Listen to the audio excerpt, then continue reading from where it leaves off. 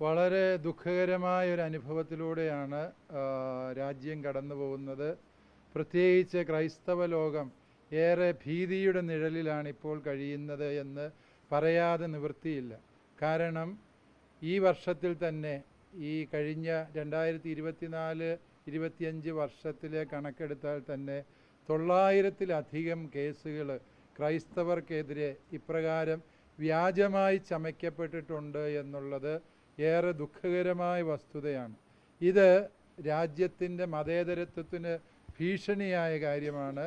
നമുക്കറിയാവുന്നതുപോലെ ഈ രാജ്യത്ത് ഛത്തീസ്ഗഡിൽ നിന്ന് ആഗ്രയിലേക്ക് 18 വയസ്സ് കഴിഞ്ഞ ഏതാനും ചെറുപ്പക്കാരുമായിട്ട് സിസ്റ്റേഴ്സ് യാത്ര ചെയ്യുന്നു എന്നുള്ളത് എങ്ങനെയാണ് ഗുരുതരമായ ഒരു ക്രിമിനൽ കുറ്റമായി മാറുന്നത് എന്ന് എത്ര ആലോചിച്ചിട്ടും നമുക്ക് മനസ്സിലാക്കാൻ സാധിക്കുന്നില്ല.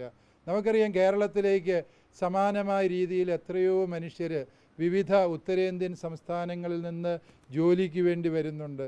പലപ്പോഴും അവിടെയൊക്കെ പ്രവർത്തിച്ച് പരിചയമുള്ള സിസ്റ്റേഴ്സിൻ്റെയും വൈദികരുടെയും ഒക്കെയും അറിവോടുകൂടി അല്ലെങ്കിൽ അവരോട് കാര്യങ്ങൾ ചോദിച്ച് മനസ്സിലാക്കിയാണ് ഇപ്രകാരമുള്ള തൊഴിലാളികൾ ഈ വിവിധ സ്ഥലങ്ങളിൽ ജോലി കണ്ടെത്തുന്നത്.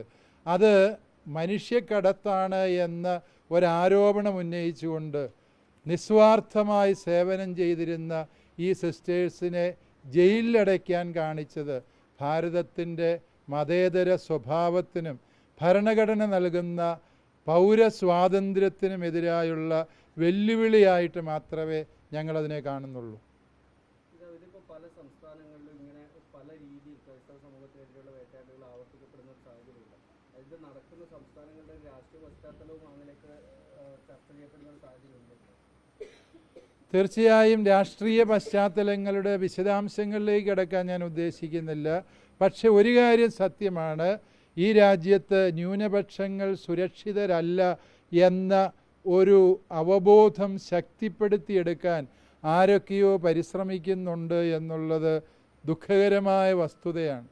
ഇവിടെ ക്രൈസ്തവർ മത പരിവർത്തനം നടത്തുന്നു എന്നുള്ളതാണ് ഒരു വലിയ ആരോപണമായിട്ട് നാഴികയ്ക്ക് 40 വട്ടം ഇത്തരം കേസുകൾ വരുമ്പോൾ ഉന്നയിക്കുന്നത്. നമുക്ക് കണക്കുകൾ പരിശോധിച്ചാൽ മനസ്സിലാകിയ ആരോപണം അടിസ്ഥാനരഹിതമാണ്. ഇന്ത്യ സ്വാതന്ത്ര്യം പ്രാപിക്കുമ്പോൾ ഇന്ത്യയിലെ ജനസംഖ്യയുടെ 2.6% ക്രൈസ്തവരായിരുന്നു. എന്നാൽ ഇപ്പോൾ ക്രൈസ്തവരുടെ എണ്ണം 2.4% മാത്രമാണ്. അതായത് ജനസംഖ്യയിൽ ഈ ആരോപിക്കപ്പെടുന്നത് പോലെ വലിയ മതപരിവർത്തനം നടക്കുന്നുണ്ടായിരുന്നുവെങ്കിൽ അതിനനുസരിച്ചുള്ള മാറ്റം ഈ സ്ഥിതിവിവര കണക്കുകളിൽ കാണേണ്ടതല്ലേ. ഇത് ഒരാളെ അന്യായമായി ആക്രമിക്കുവാൻ വേണ്ടി, തടങ്കലിൽ വയ്ക്കുവാൻ വേണ്ടി കിരാതമായ ചില നിയമങ്ങൾ, മതപരിവർത്തന നിരോധന നിയമം എന്ന പേരിൽ പല സംസ്ഥാനങ്ങളും പാസാക്കുകയും പ്രസ്തുത നിയമത്തിൻ്റെ മറവിൽ ന്യൂനപക്ഷങ്ങളെ വളരെ ദയനീയമായി പീഡിപ്പിക്കുകയും ചെയ്യുന്ന സാഹചര്യമാണ് സംജാതമായിട്ടുള്ളത് എന്ന് നമുക്കറിയാം. കേരളം പോലുള്ള സംസ്ഥാനങ്ങളിൽ ഇപ്പോൾ ക്രിസ്ത്യൻ അത്യാവശ്യം ഒരു വോട്ട് ബാങ്ക് ഒക്കെയാണ്. അതുകൊണ്ട് BJP നേതാക്കളൊക്കെ ഈ സഭാ അധ്യക്ഷന്മാരുമൊക്കെ നല്ല ബന്ധം പുലർത്തുക, ക്രിസ്മസിന് സന്ദർശനം നടത്തുക, അങ്ങനെയൊക്കെ നടത്തുമ്പോൾ ഉത്തരേന്ത്യൻ സംസ്ഥാനങ്ങളിൽ നേരെ തിരിച്ചുമാണ് കാര്യങ്ങൾ നടക്കുന്നത്. എങ്ങനെയാണ് അവർ രാഷ്ട്രീയത്തെ? അതിൻ്റെ കൂടെ തന്നെ മറ്റൊരു കാര്യം കൂടെ, അതായത് ഇപ്പോൾ വലിയ വിമർശനം വരുന്നത് കോൺഗ്രസ് നേതാക്കളുടെയൊക്കെ ഭാഗത്തു തന്നെ വന്നു കഴിഞ്ഞു. കേരളത്തിലെ ക്രൈസ്തവ സഭ ഈ പറയുന്ന BJPയോട് ഒരു മൃദു സമീപനം എടുക്കുന്നു. അത് പക്ഷേ ഇത്തരം സംഭവങ്ങൾ, പുറത്തുണ്ടാകുന്ന സംഭവങ്ങളിൽ എപ്പോഴും പ്രതിസ്ഥാനത്ത് നിൽക്കുന്നത് ഈ സംഘപരിവാർ സംഘടനകളാണ്. അതെന്തുകൊണ്ടാണ് അങ്ങനെ ഒരു വിരോധാഭാസം ഉണ്ടാകുന്നതെന്നാണ്? ഞങ്ങൾ ഏതെങ്കിലും രാഷ്ട്രീയ പാർട്ടിയോട് പ്രത്യേകമായ മൃദു സമീപനം എടുത്തു എന്നുള്ളത് ഇതര രാഷ്ട്രീയ പാർട്ടികളുടെ കേവല ആരോപണം മാത്രമാണ്. അതിൽ അടിസ്ഥാനമുണ്ട് എന്ന് ഞങ്ങൾ വിചാരിക്കുന്നില്ല. ഏതെങ്കിലും ഒരു രാഷ്ട്രീയ പാർട്ടിയോട് അന്ധമായ വിധേയത്വമോ അന്ധമായ വെറുപ്പോ സൂക്ഷിക്കുന്നത് ക്രൈസ്തവ സഭയുടെ ഒരു കാലത്തെയും നിലപാടല്ല. ഈ കാലഘട്ടത്തിലും സഭയുടെ നിലപാട് വളരെ സുചിന്തിതവും വ്യക്തവുമായ നിലപാടാണ്.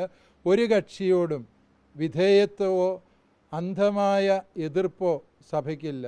വസ്തുതാപരമായ കാര്യങ്ങളെ മനസ്സിലാക്കാനാണ് ഞങ്ങളെപ്പോഴും ശ്രമിക്കുന്നത്. പ്രത്യേകിച്ച് ഇപ്രകാരമുള്ള ന്യൂനപക്ഷ പീഡനങ്ങൾ സംഭവിക്കുന്നതിനെ ന്യൂനപക്ഷ പീഡനങ്ങളാണത് എന്നും അത് രാജ്യത്തിൻ്റെ മതേതരത്വത്തിനും ഭരണഘടനയ്ക്കും വിരുദ്ധമാണ് എന്നും ഭരണം കൈയാളുന്നവർ ഭരണഘടന അനുസരിച്ച് ഭരിക്കണം എന്നും പറയാനുള്ള ആർജവത്വം സഭ എക്കാലവും കാണിച്ചിട്ടുണ്ട്. അത് കേരളത്തിലെ സഭയും നിരന്തരം പ്രദർശിപ്പിച്ചിട്ടുള്ള ആർജവത്വം തന്നെയാണ്. അതിനെ കേവലം രാഷ്ട്രീയമായി മാത്രം വിലയിരുത്താൻ ഞങ്ങൾ ഇഷ്ടപ്പെടുന്നില്ല. ആരാ? തീർച്ചയായും തൃപ്തരാണോ അല്ലയോ എന്ന് ചോദിച്ചു കഴിഞ്ഞാൽ മുഖ്യമന്ത്രി വളരെ ഉദാരതയോടെ ഈ വിഷയത്തിൽ ഇടപെടുകയും അതുപോലെ തന്നെ ബന്ധപ്പെട്ടവർക്ക് പ്രധാനമന്ത്രിക്ക്, ആഭ്യന്തരമന്ത്രിക്ക്, ഛത്തീസ്ഗഡ് മുഖ്യമന്ത്രിക്ക് ഒക്കെ കത്തുകൾ എഴുതി അതിനെ ഞങ്ങൾ വളരെ ഭാവാത്മകമായ ഇടപെടലായി തന്നെ കരുതുന്നു. അത് തൃപ്തരാണോ അല്ലയോ എന്ന് ചോദിച്ചാൽ ഈ കേസിൽ നിന്ന് നമ്മുടെ ബഹുമാനപ്പെട്ട സിസ്റ്റേഴ്സ് നിരുപാധികം പുറത്തിറങ്ങുന്നത് വരെയും ഞങ്ങൾ സംതൃപ്തരല്ല. പോലുള്ള സംഘടനകൾ ചെയ്യുന്ന ഈ BJPക്ക് അനുകൂലമായി എടുക്കുന്ന നിലപാട് വളരെ ശക്തമായ നിലപാടാണ് അവർ എടുത്തുകൊണ്ടിരിക്കുന്നത്. അപ്പോൾ അത്തരൊരു നിലപാടുകൾ സ്വാഭാവികമായും ചില തെറ്റിദ്ധാരണകൾക്ക് വഴിവെക്കുന്നുണ്ട്. അതായത് സഭയും BJPയും തമ്മിലുള്ള ഒരു അടുപ്പം എന്ന രീതിയിലുള്ള നിലപാട് ഒരു തെറ്റിദ്ധാരണ ഉണ്ടാകുന്നുണ്ട്.